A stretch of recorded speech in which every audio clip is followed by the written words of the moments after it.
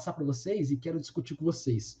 Primeira ideia é, afinal de contas, se nós vamos falar sobre autoconhecimento, quem somos nós?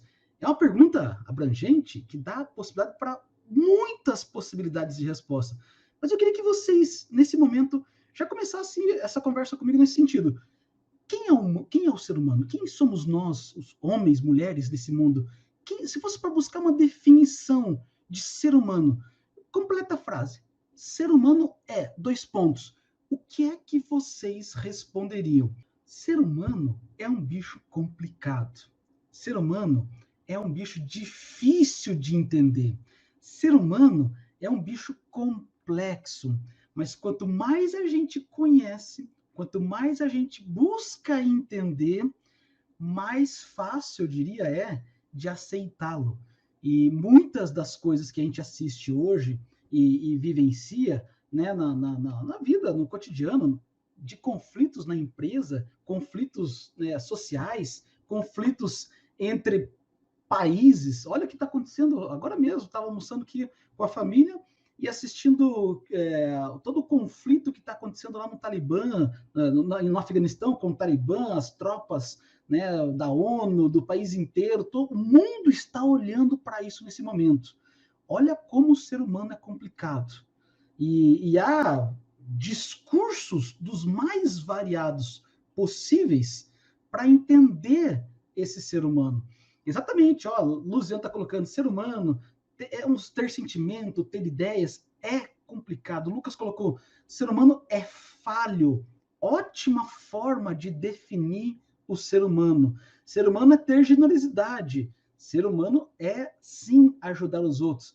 Robson, uma ideia que eu gosto muito, né, que o mesmo ser humano que é capaz de estender a mão para ajudar, é capaz também de apontar uma arma para tirar uma vida. Então, para mostrar exatamente a complexidade. Eu também acho, viu, Rogério, que os animais são melhores companhias, mas infelizmente você vai se ver obrigado, né, cotidianamente, a ter que conviver com os seres humanos. E, na medida do possível, por que não recorrer ao consolo, ao carinho e ao colo, né, daqueles que estão aí, desses animaizinhos. Por isso que eu quero que vocês pensem nisso, porque é isso que vai nortear um pouco o nosso bate-papo, tá? Para falar de autoconhecimento, precisamos falar de quem somos nós. E para a gente não ficar muito num contexto de bate-papo de senso comum, eu adoro um bate-papo de boteco, viu, Fábio? Mas para a gente não ficar muito no bate-papo de senso comum, eu quero trazer uma ideia e uma concepção, que é uma concepção que todos nós sabemos para o bem ou para o mal, ou pelo menos superficialmente, que é uma concepção que a tradição judaica cristã traz de ser humano. E eu queria, por favor, não me entendam mal com essas imagens que eu vou trazer aqui, porque elas são apenas simbólicas. Se há uma característica importante na tradição cultural dos povos, dos primeiros cristãos, é que a maioria deles eram analfabetos. Não sei se vocês sabiam disso, né? Mas a maioria dos povos eram analfabetos. Até porque a língua, durante um período que a gente chama de Idade Média, a língua oficial era o latim. E a língua latina só era falada por 2% da população europeia. Ou seja, 98% da população não sabia ler e escrever. Falava, se comunicava do jeito deles, mas eles não sabiam ler. E como é que a igreja, então, cristã, os primeiros cristãos, achavam de transmitir suas ideias? Qual era a forma? A forma era exatamente por meio da arte. E essa arte, especificamente, que vocês estão vendo aí, é uma arte que me diz muito, porque há vários elementos simbólicos importantes aqui. Isso que nós chamamos, e vocês vão lembrar disso, de iconografia.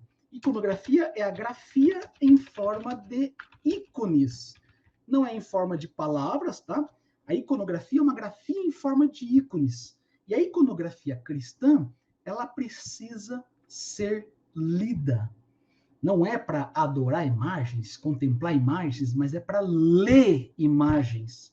Ler imagens. E eu vou provocar vocês agora para apresentar uma definição de homem dessa tradição judaica cristã, que é uma tradição greco-romana também, para dizer o seguinte: como é que nós podemos ler uma imagem como essa aqui, por exemplo? Tentem observar bem. Eu vou colocar aqui na tela grande aqui para vocês darem uma olhada, mas a ideia é a seguinte: O que é que vocês observam? Que elementos simbólicos vocês conseguem enxergar aí? Vamos lá, me digam. Sim, é uma representação de Jesus Cristo. E, inclusive, eu digo para vocês que essa representação tem um nome, tá? É a representação do Pantocrator, ou Pantocrator, né? Pan, a palavra pan significa exatamente pan de todo, né? A ideia de panteísmo, que pensa que Deus está em todos os lugares, o panteísmo, então pan tem a ver com todo, né? E o crator vem de cracia, que significa poder. Então veja, essa imagem, esse ícone, o João já está dando um spoiler bacana ali, esse ícone é o ícone do Pantocrator. E o Pantocrator explica-se exatamente por meio desses elementos simbólicos. Sim, João, nós temos uma águia, e vocês vão observar a águia. Professor, onde é que está a águia, né? A águia está aqui, ó, nesse quadradinho aqui. Aqui nós temos a águia. Mas que outros animais nós temos aqui? Que outros animais nós temos aqui? Me ajudem lá. Que outras imagens nós temos aqui? Todos esses elementos, como eu falei, são simbólicos e esses símbolos querem nos dizer alguma coisa. E é a partir desses elementos simbólicos que eu quero pensar e conversar com vocês sobre uma visão de homem. Nós temos isso aqui, essas 4 formas é chamada de tetra justamente porque é 4, né? Então, 4 de tetracampeão, formas, tetraforma. E o tetramorfo, vem de forma, as 4 formas, elas querem nos mostrar uma visão de homem. O tetramorfo quer nos mostrar exatamente que nós temos 4 dimensões humanas em nós. Luziana, você acertou, é isso mesmo. Nós temos de um lado um leão, nós temos de outro, o que o João falou, uma águia, nós temos ao Christian, boa Christian, exatamente a figura de um anjo, ou de um homem com asas, né? E por último, eu falava com a Fábio aqui nos bastidores, e a Fábio vai lembrar, e por último, nós temos um boizinho. Vejam, são 4 formas. E essas 4 formas precisam, como eu disse, como toda iconografia, ser lida. Se eu estou falando que essas 4 formas representam uma visão de homem, diz para nós, então, quem o homem é, vamos tentar entender melhor o que esses 4 bichos têm a ver com essa visão de homem que os primeiros cristãos, tinham em mente. Vamos por parte. Se vocês observarem bem, nesse Pantocrator, vocês vão ver que os 2 animais que estão embaixo são o boi, ou o touro, né? E o leão. A Luziana já está matando a charada. É preciso assumir o boizinho que há em você, o touro que há em você. Professor, quer dizer que nós temos, então, as características de levar guampa? Não, não é isso. Pelo amor de Deus, não entendam mal, tá?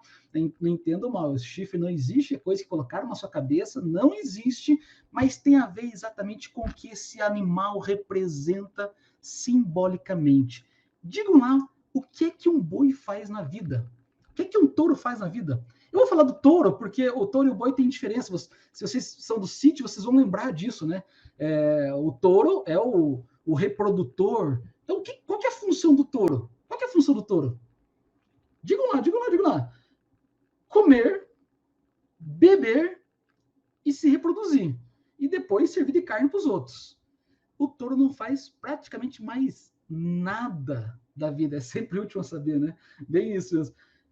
Veja, vocês precisam comer, beber, e eu diria se reproduzir, mas calma, tá? Controle de natalidade, né? Precisa ser entendido também dentro do seu contexto, né? Mas há uma característica sexual em nós, biológica em nós, de reprodução intrínseca, e muita gente, né, vive quase que alimentando diariamente o seu comer, beber e reproduzir. Comer, beber e reproduzir. E olha que louco, né? Mas nós não nos resumimos a isso.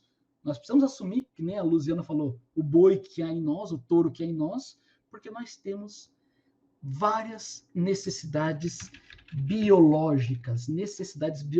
Então, o boi, o touro, representa as nossas necessidades biológicas. Perfeito? Perfeito?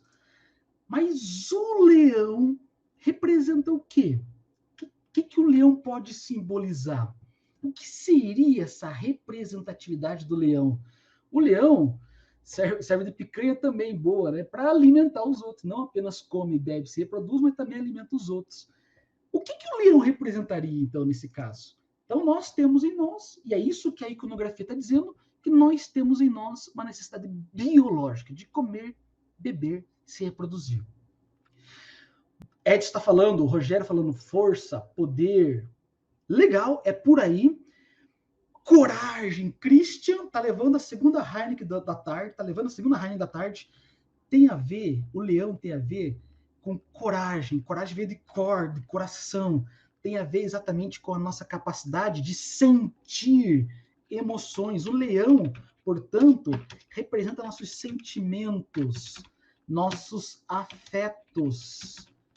E é exatamente essa característica simbólica que a iconografia cristã do primeiro século, mais ou menos, segundo século, quer demonstrar.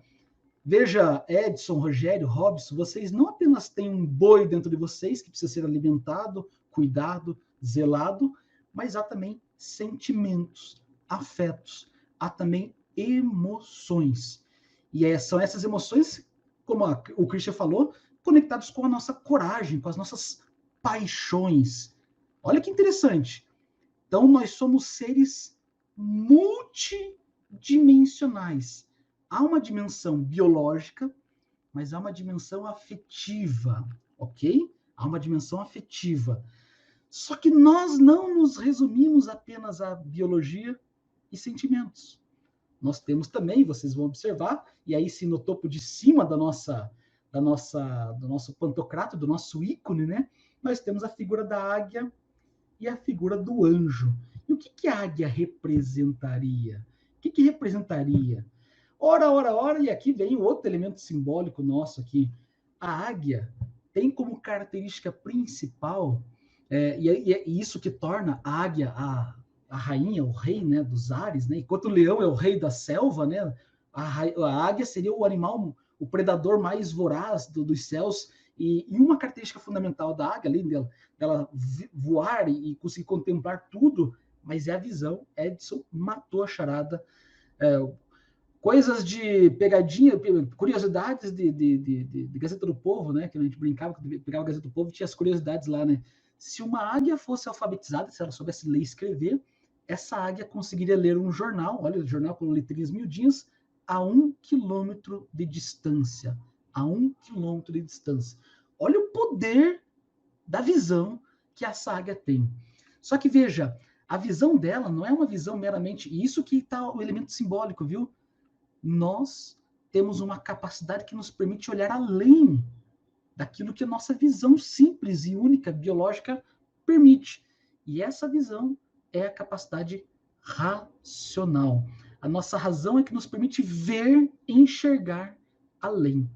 Então, o que nos permite enxergar, por exemplo, além das paredes que estão no lugar de vocês, além da aparência que está, né, no celular de vocês, o que permite vocês olharem além, com uma visão mais perfeita ainda, é a sua capacidade racional.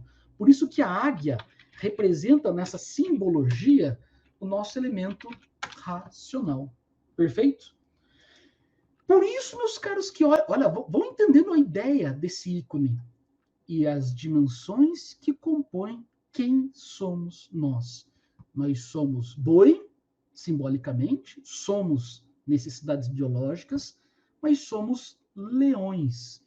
Também somos afeto, sentimento. Mas não esgota por aí. Somos também razão, que é que nos permite olhar além, assim como a águia. E mais do que isso ainda, nós somos, e aí o anjo, ou o homem alado, né, o homem com asas, representa que é a nossa dimensão espiritual.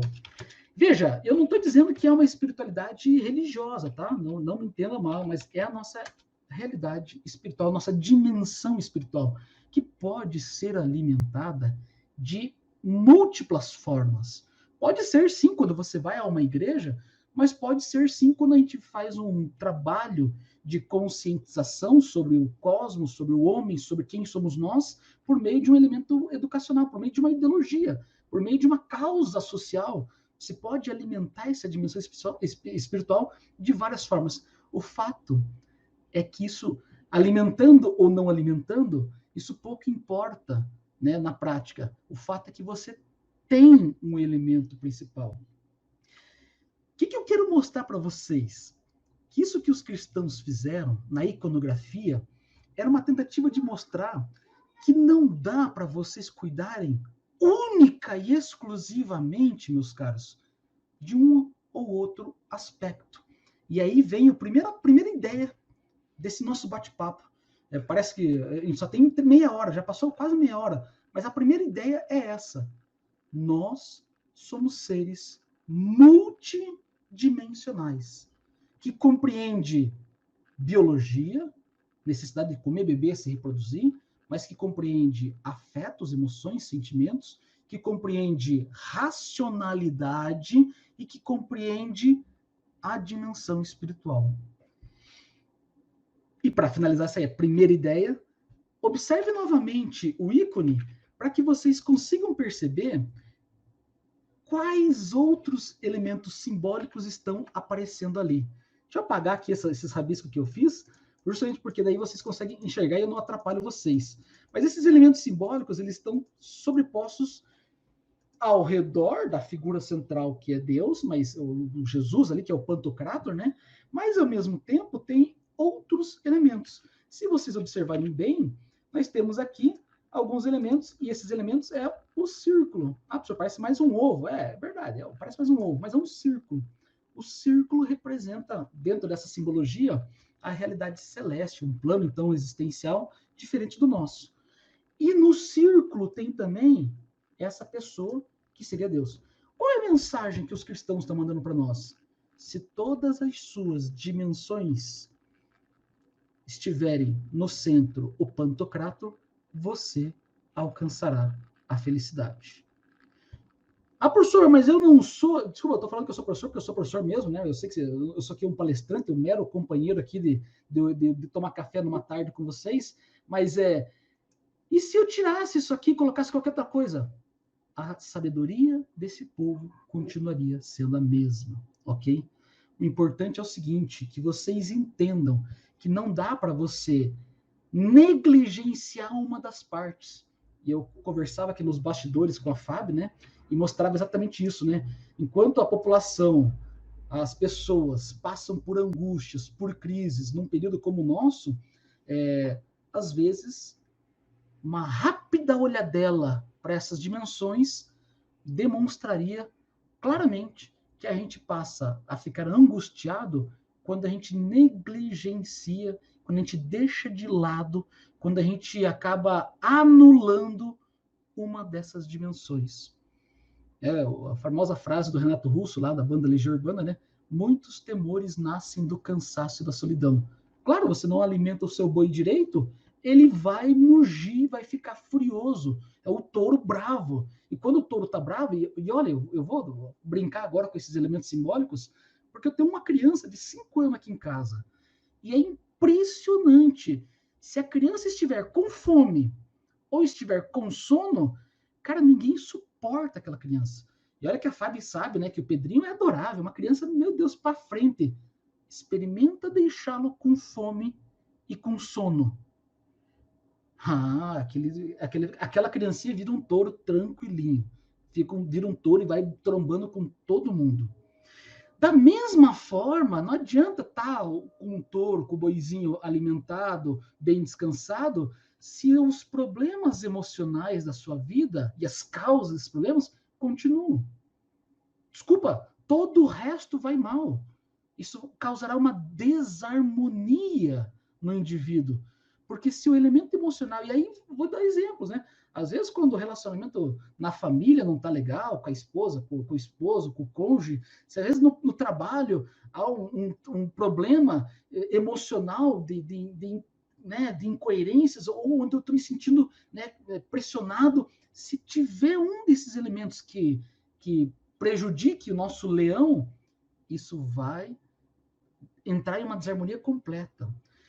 E veja, falei do boi e falei do leão. Agora imagine se você deixar de alimentar a sua águia, se você não estimular a sua capacidade racional, se você, e aí sim, se você não estimular a sua visão racional, se você não consegue, e eu não estou nem falando como é que você pode estimular a sua capacidade racional, de várias formas, se informando, estudando, fazendo um curso novo, estimulando. Isso não só evita que o seu boi e o seu leão entrem em conflito, como ao mesmo tempo mantém a sua capacidade cognitiva saudável. Então, veja, mas é difícil. Vai ler um livro, né? A Fábio me apresentou no início, né? E disse que eu escrevi alguns livros e artigos, né? E eu escrevi, né? E um livro que eu gosto de ler. Vai ler um livro do Sr. Djalma, por exemplo, quando teu boi e teu leão tiver mugindo e rugindo, você não consegue pensar.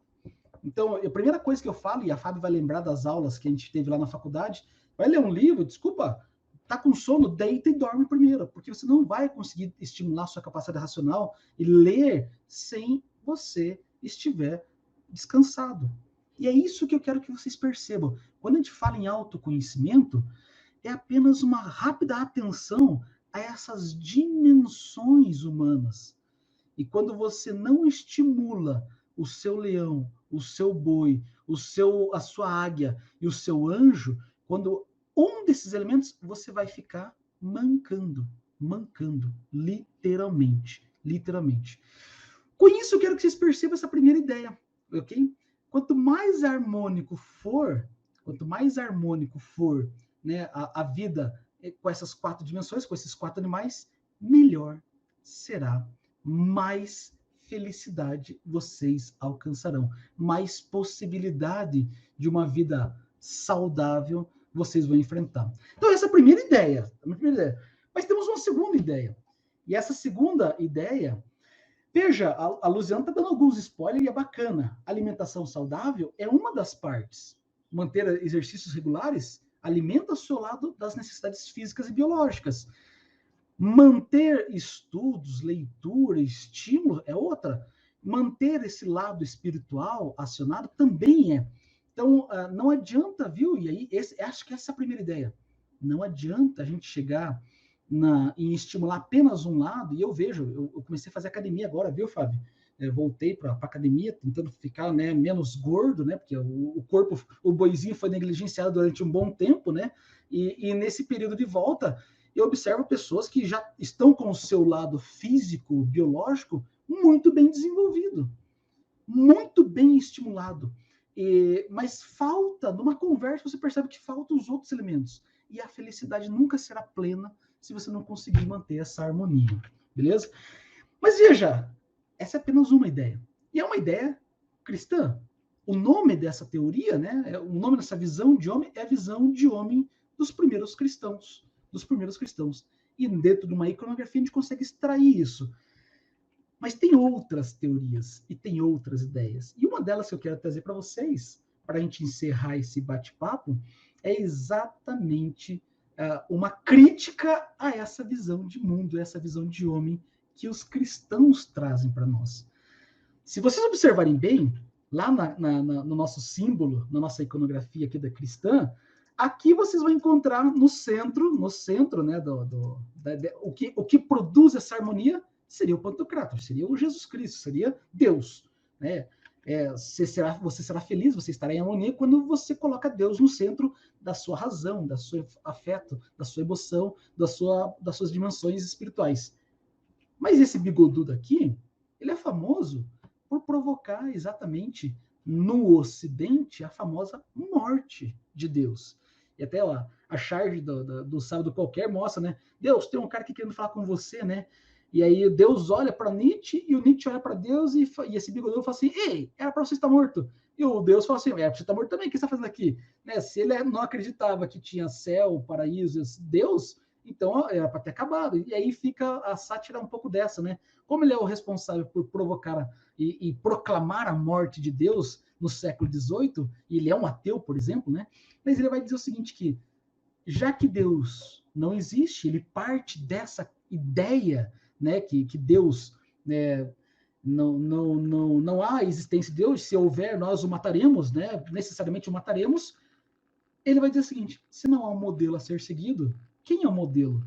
Daí o modelo deve ser você mesmo. E aí a frase famosa do Nietzsche é a ideia de, então não devemos buscar ser como Deus quis, não devemos buscar ser como os cristãos querem que nós sejamos, não devemos buscar ser como a Fábio e o Tarcísio querem que nós sejamos, mas devemos buscar ser cada vez mais nós mesmos. É a famosa frase, torna-te quem tu és.